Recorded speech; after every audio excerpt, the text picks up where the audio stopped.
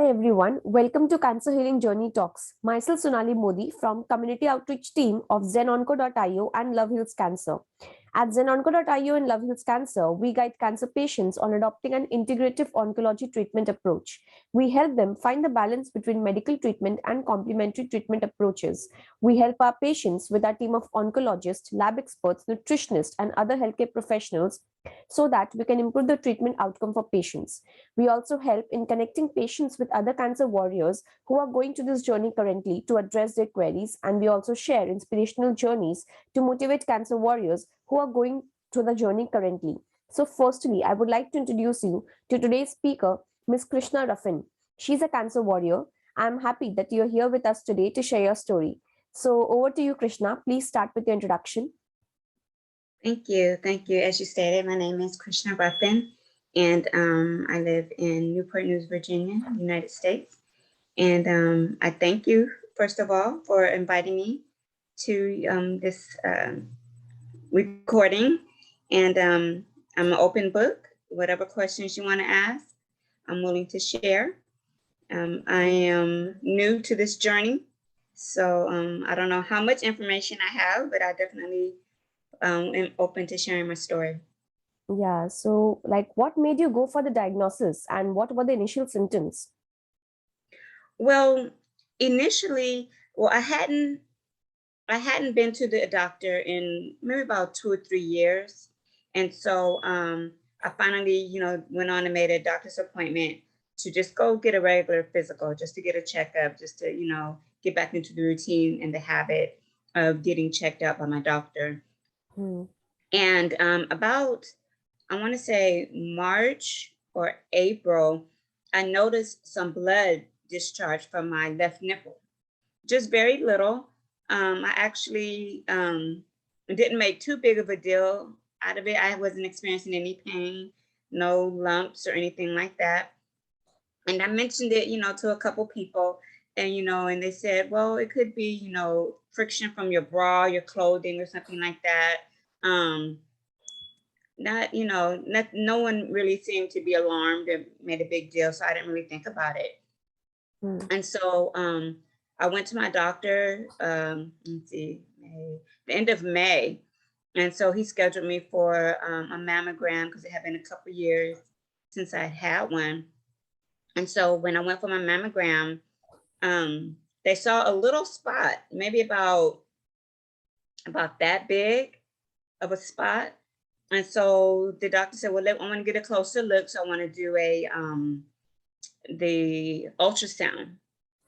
And so they did an ultrasound. He said, yes, there's something there. We're not quite sure what it is. And he said, normally they would tell you to come back in 6 months to get it looked at to see if it gotten any bigger or anything like that. But he said he didn't want to wait that long. He wanted to go ahead and get it, whatever it was. And he said, well, maybe it could be something, small and we got it early, or it could be nothing at all. He said, because it's so small, I wouldn't really worry about it too much. And so from there, they did the ultrasound, they went in and did a biopsy, and come to find out it was a cancerous tumor. Okay. So how this news was disclosed to you and your family? I was in shock because no one in my family has ever, that I'm aware of, has ever been diagnosed with breast cancer. We do have cancer in our family. I had a brother who passed from kidney cancer, and my dad passed from brain cancer, but no breast cancer was in my family. So I wasn't, and because the spot was so small, I wasn't really prepared for the news. When they told me they did the test, maybe like on a Thursday or Friday, and they said that the following week I would have the news. And so when they called me to come in, instead of just logging on into my medical portal to get the results, it kind of scared me a little bit, because I said, well, if it's nothing, they could just tell me over the phone or put it in my medical charts that I can just log on to online. But they had me actually come into the office on a Friday evening. And so I went in, and the doctor's like, well, it was cancerous, that we found the tumor was cancerous. And so I was shocked. And, the first person I called was my husband when I was on my way home, and then, I called my mom, and then, different people that were close to me. And everyone was very encouraging, very positive. I wasn't so much afraid at this point because it was still new. They didn't know like how far along it was, how advanced it was. They didn't know what stage or anything like that, or even what type of cancer. And I was so new to breast cancer, I didn't know that there were different types of cancer. So, Yeah, like how did you all face it? I'm sorry, say it again. How did you all face it? Just one step at a time. I try not to worry. They set me up with a nurse that would call to check on me, to see if I had any questions. And they set me up with an oncologist, and she mapped out a plan for me. And just take it one step at a time. There was a lot of tests that they had to do, still on the biopsy. And they basically, just took me through, a little bit at a time so that I wouldn't be overwhelmed with the process. They gave me different scenarios of what could happen, what the process could look like.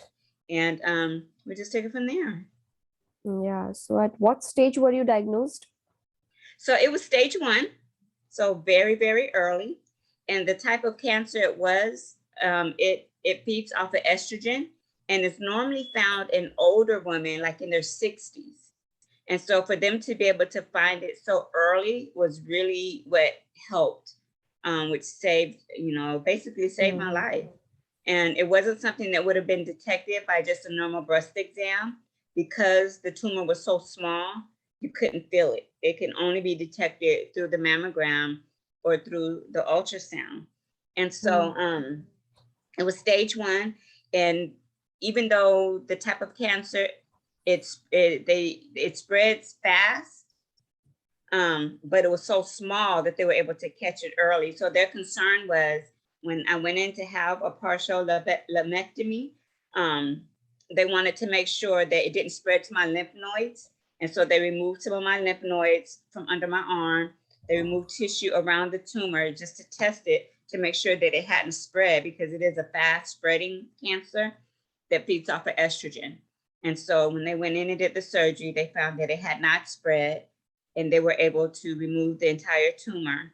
And so I didn't have to go through chemo, but I did have to do radiation. So I did 25 rounds of radiation. Yeah. So like what treatment did you underwent? So they did the surgery. Again, they did the surgery where they removed the lymph nodes and the tissue around the tumor. And then I had 25 weeks of radiation, was Monday through Friday, every day, Monday through Friday. The radiation was about 15 to 20 minutes a day, every day for 25 days, Monday through Friday. Yeah. Yeah. So you did not went through chemotherapy. I'm sorry? You did not had any chemotherapy. Right. I ended up not having chemotherapy because they were able to get the entire tumor and it had not spread. Had it spread, then I would have had to do chemotherapy as well. Yeah. But I'm pretty grateful that I didn't have to do chemotherapy. Radiation was bad. It was hard. But from people that I know that had to do chemotherapy, that experience is way worse than radiation. So I was grateful with that. With radiation, my skin is just really burned. And now it's going through the stage where it's healing. So the burned skin is healing. There is some tenderness to the touch. I still take Tylenol for the pain. And I was very fatigued, while going through radiation. It's very draining. And so I think most of it was more emotional. The impact was more emotional on me than physical. Yeah. Just thinking about what could happen and being grateful that it was caught so early, that it wasn't worse than what it was. So did you try any alternative treatment? I did not. There was a lot of people, giving me, advice, to try different things, different natural treatments and things like that, different um, medicines and pills and like that to take. But I just didn't feel comfortable trying those methods because, people that care about you, they try to give you the best information that they know. But I just really trusted my medical providers to give me my course of treatment, and that's what I stayed with. Yeah. So, like, how did you manage your emotional well-being during those times? I did a lot of prayer, a lot of prayer. I have close friends that I would talk to whenever I was feeling stressed or overwhelmed. So I was able to release a lot of things that I was feeling or thinking during that time. Hmm. So, like, it is very important, and often people say that when you have such disease, it's very important to have a sound support system near you. So, like, who was your support system along with the family? Absolutely. Of course, my husband, he was very supportive. Um, he really picked up the slack because even though I worked, I didn't work as many hours just so I can, have time to rest. My mother, even though she lives across the country, she checked on me all the time. I have a best friend that definitely, was my sounding board, along with my church members. A lot of the times they brought over meals for us because I just wasn't able to cook. They called, they came by to visit, different things like that. So I had a very, very strong support system, which is very important because you never know how it's going to affect you. Even though I'm considered a strong person, a lot of people say that that I'm strong, and I'm usually the person that's there for other people to lean on. So being in such a vulnerable state, it was difficult for me to accept that I needed other people to be there for me. And so just having that safety net around me allowed me to just kind of breathe, exhale, and just kind of, deal with everything that I was going through. Yeah. So, like, how was your experience with the doctors and other medical staff? I absolutely love my doctors. They were absolutely wonderful. I appreciate the fact that they were so proactive.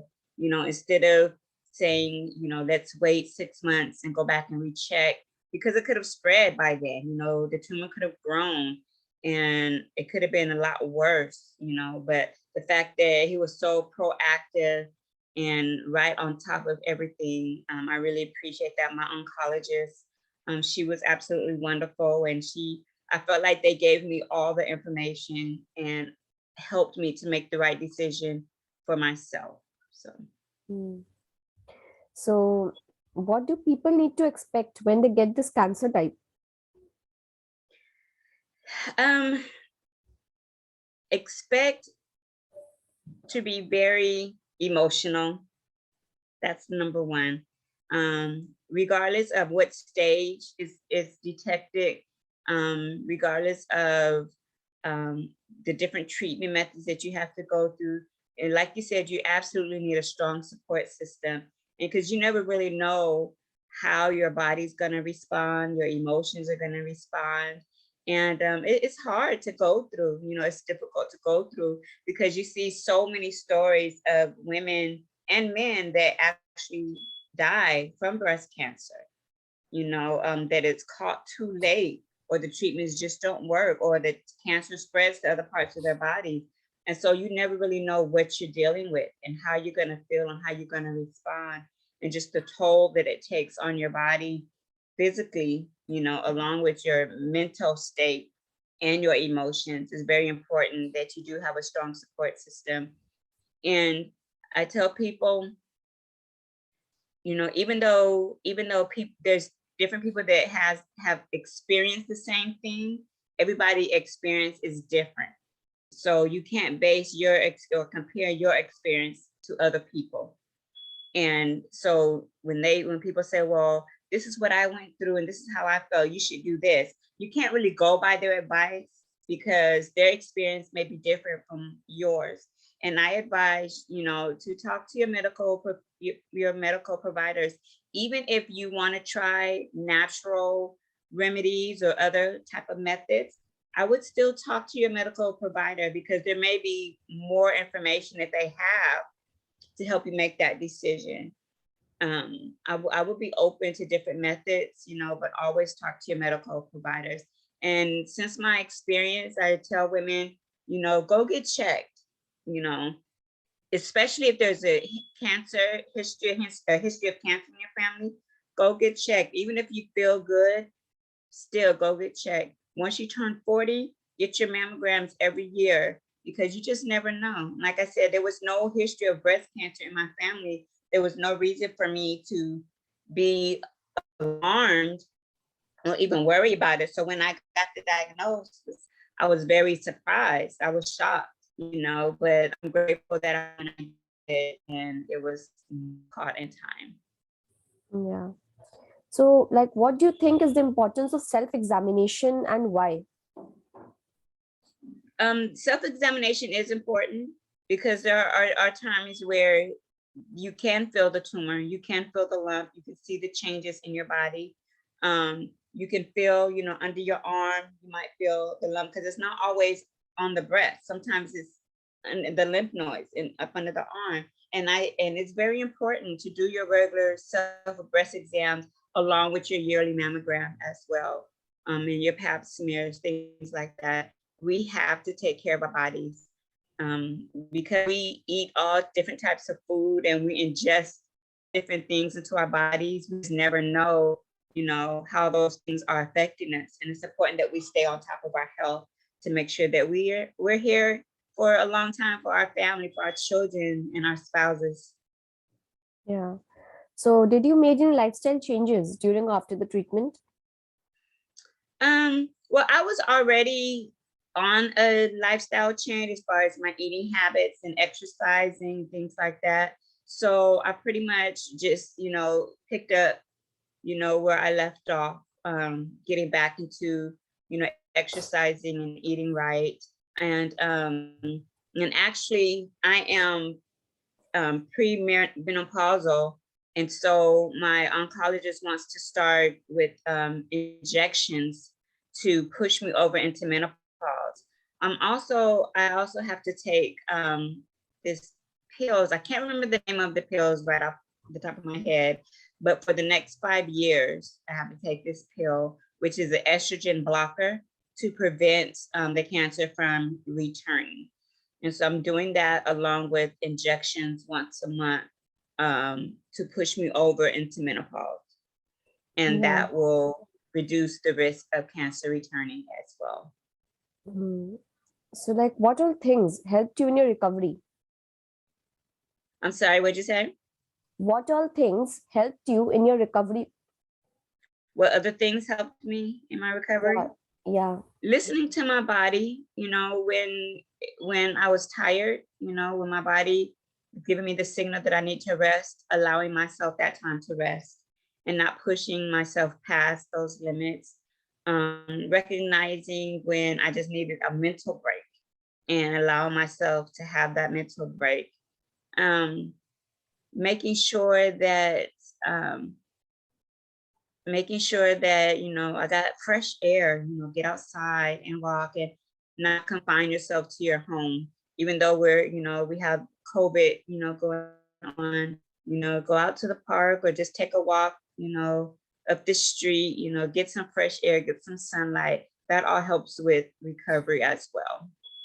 Yeah. And you'll find a support group. I joined 2 support groups on Facebook, and they were very helpful, very informative, very encouraging. So yeah. So what do you think are the importance of such support groups and why? Because you meet people that's going through the same thing as you, and at different stages. You find people that have just been diagnosed, and you have people that's been, battling cancer, for a while. And you get to know these men and women, and you get to hear their stories. you get to see, you know, their transparency when they're having good days, when they're having bad days, and they support, you know, one another. We support each other when, you know, it's a safe place. When we're having a bad day, we can go on there and vent, you know, and just get encouragement and feedback from the other women that's going through the same thing. Or when we have an especially good day, you know, we could go on there and share words of encouragement, you know, different things like that. And I think it's just very important to be able to have people that you can relate to, that can understand what it is that you're going through. Even though you have your family and your friends, if they've never experienced cancer, breast cancer, they have no idea really of what you're going through. But being able to connect with people that are actually going through what you're going through, it makes the world a difference. Yeah. So, what all can you please share your experience about your caregivers? About what? About your caregivers? My caregivers? Yeah. Well, mainly was my husband. You know, he stepped up and helped a lot with our little one. We have a 6-year-old, and so he was very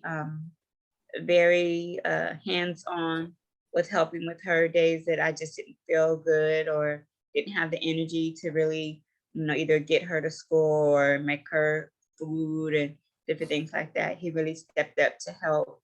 He made sure that I had everything I need, that I was comfortable, had my pain medication, you know, or water or whatever it is that I needed. He was very attentive to that. So that helped a lot. Yeah. You know, every crisis in life teaches you a particular lesson. So, what life lessons has this cancer journey taught you? It has taught me to make sure that those that are close to you know that you love them. Repair any broken relationships. It has taught me that things that we think are major in our life, it really isn't as important as, you know, it may seem at the time. For example, if there's someone that you have an argument with, you know, it makes you kind of think, you know, is that argument really worth losing that relationship or losing that friendship? You know, is it petty? You know, is it important? And so my main goal has been just to make sure that those that I love know that I love them, and that you know, every day you are alive is a blessing, you know, and we ought to take advantage of it, live our best life. Like the young people say, live your best life. You know, all those things that, those dreams and goals that you aspire to, stop putting them off, you know, take those trips, you know, travel if you're able to, write a book if that's been a goal of yours, you know, go back to school if that's something that you want to do, instead of waiting to do those things. So Yeah. So, do you think that cancer has changed you in a positive way? I think it has. I think it's changed me in the fact that I'm more sensitive. It's connected me with people that I would have never met, and I've been able to forge new friendships and new relationships. It's made me more aware and more willing, or it has increased my desire to get involved with activities outside of my normal realm. You know, I'm doing more outreach or community service and things of that nature, just being more informed and wanting to educate myself more, especially about cancer. Yeah. You know, there are times when you feel that it's too much to handle, but you still don't give up. So, what was the thing that motivated you and kept you going on such days? I'm gonna have to say my relationship with God. I did a lot of prayer, you know, a lot of reading my Bible and just talking with God, and just realizing that I'm going through this for a reason. And if that reason is just to be able to encourage another woman that is experiencing this based on my experiences, it could be, you know, my motivating factor being more informed so I can reach more people. I look at on my Facebook page, I have almost 5,000 friends on my Facebook page. And so being able to make posts or put up information about breast cancer, just to keep it on the forefront of, the minds of people, to the importance of getting checked and taking care of yourself, and there's a lot of people that tell me that they, watch my journey, watch my story, and it has encouraged them and motivated them. So if that was my purpose of going through this, then I'm okay with that. That's a good thing. Yeah. So like, how is your life after cancer? So my life is, it's good. It's good. I feel good, and like I said, I've met a lot of really, really good people that I've connected with and have established good relationships with, good friendships with. And I'm just excited, for this upcoming new year, the new chapters that are going to unfold, and just to see, where this experience takes me, what doors open. So like, it is said that art or any creative thing works as healing. So have you tried any such things on your journey? I'm sorry, say that one more time. It is said that art or any creative thing works as healing. So have you tried any creative thing, any artwork during your journey, like to motivate or to encourage yourself or to keep yourself busy during those times? Yeah, well, I like to write poetry. And so I've written a lot. I I've written a couple books, and so I started writing, another book. So that's pretty much my outlet. I do a lot of writing. Yeah. So like, what was your first reaction when your reports were finally showing that you're cancer free?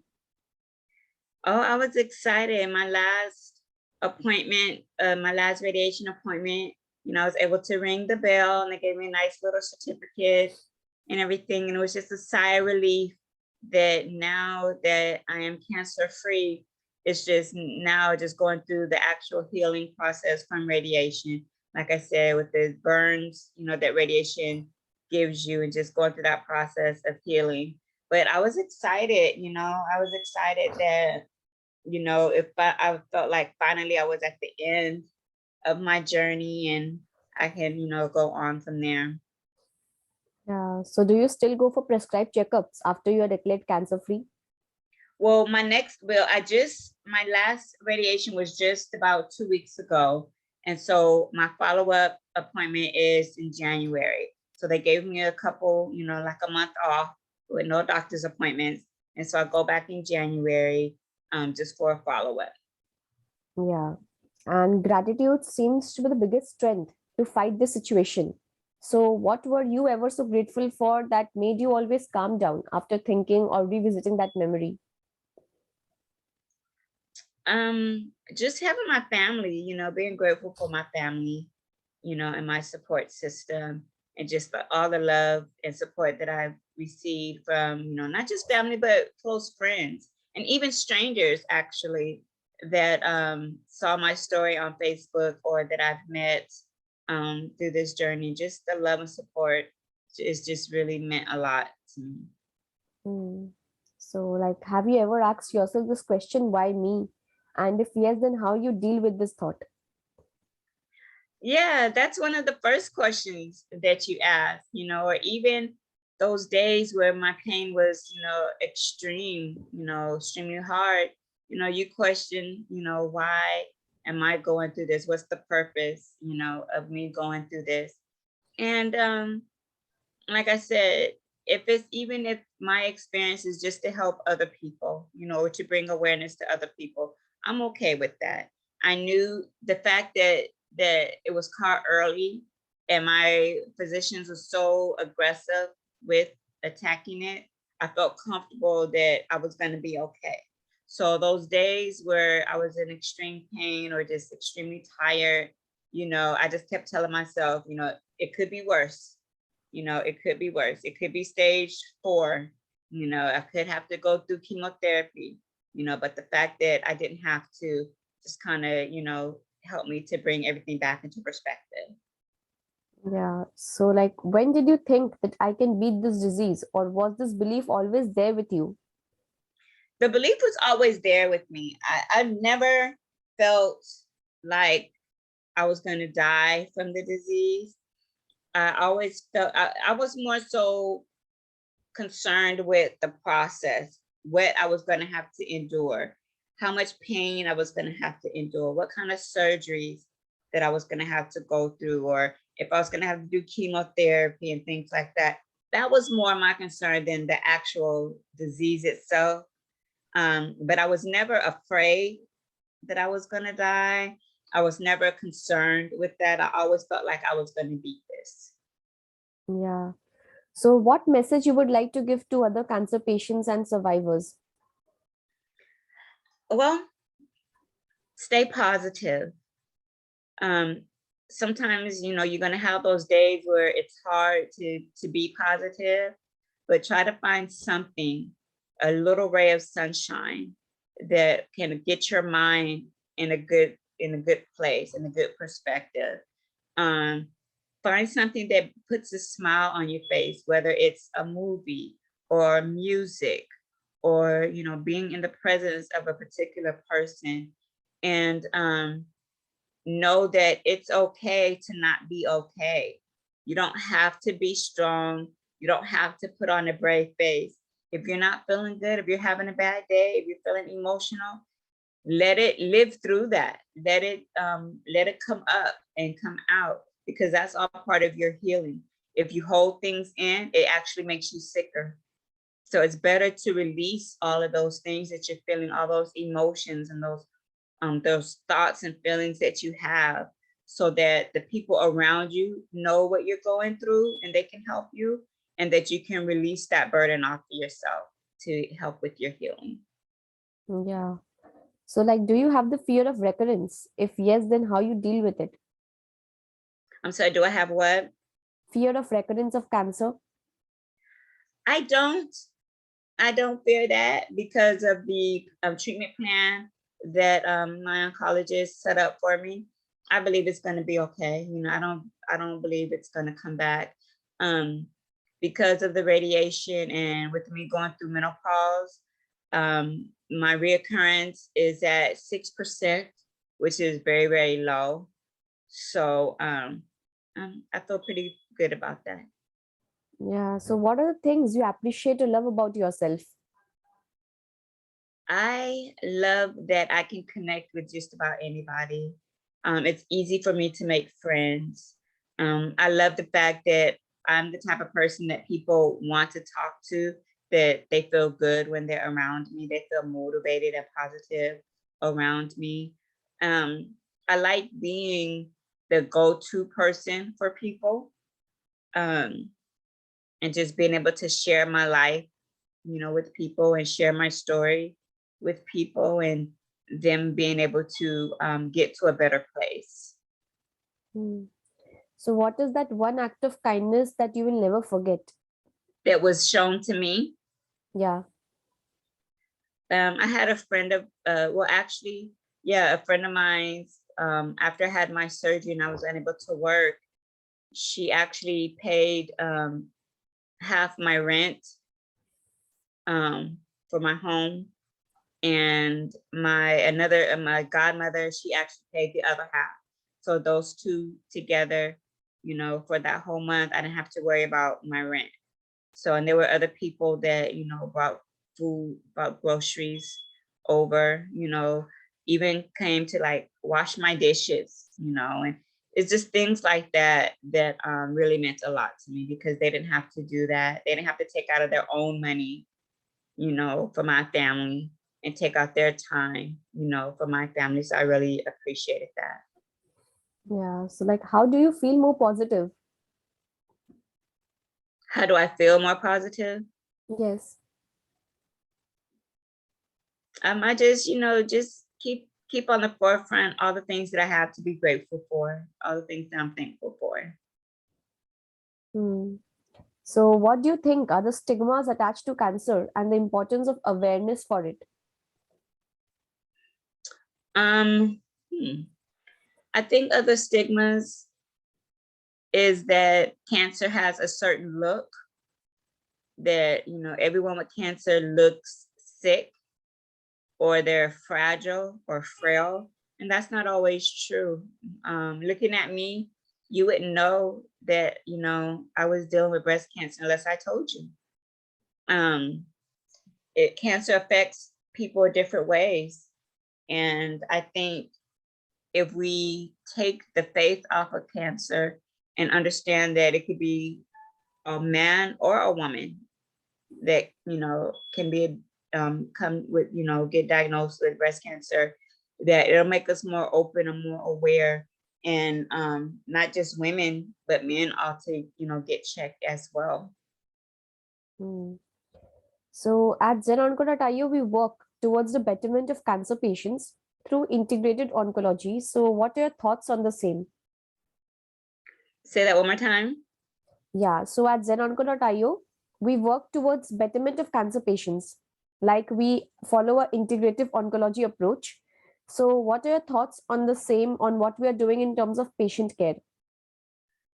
Well, I'm not really familiar with what exactly your methods are, what you do, but like I said, I'm open to hear, because I don't believe that there's only one way to beat cancer, and I believe that what works for one may not work for another, and so I think we ought to be open to all types of methods to battle cancer and be able to pick what works best for you as an individual, what you're most comfortable with, and where you see the best results. So whether it's holistic, whether it's traditional, I think it's all important. I think it's all beneficial. So how did you manage your personal and professional life during those times? Yeah, just one day at a time, just based on how I felt that day. Thankfully, my job, I don't have the type of job where I have to clock in every day. I, basically work on my own as an independent contractor. So I was able to really, the days that I felt good, work. The days that I was not feeling well, I was able to rest. So I'm definitely grateful for that. And my family and friends, understood that there's some days where I didn't feel like talking, and they gave me that space. Even my baby girl, she knows her mommy's not feeling well, and she's so well behaved that, she would go and just read a book or watch a movie or something like that, and she'd come and check on me to see if mommy's feeling better, so that was really sweet. So yeah, just one day at a time. So if you have to sum up your journey in one sentence, then what would that be? In one sentence, I would say that it was an eye-opening experience. An eye-opening experience. Life-changing, definitely. So thank you so much for your valuable time, Krishna. And I hope this session really motivates people out there who have traveled or who have been traveling to this journey. So it was lovely having you here today on this session with us and hearing your story. And this inspirational stories also motivate us to work even harder. So thank you so much for your valuable time. Thank you for having me. I appreciate it.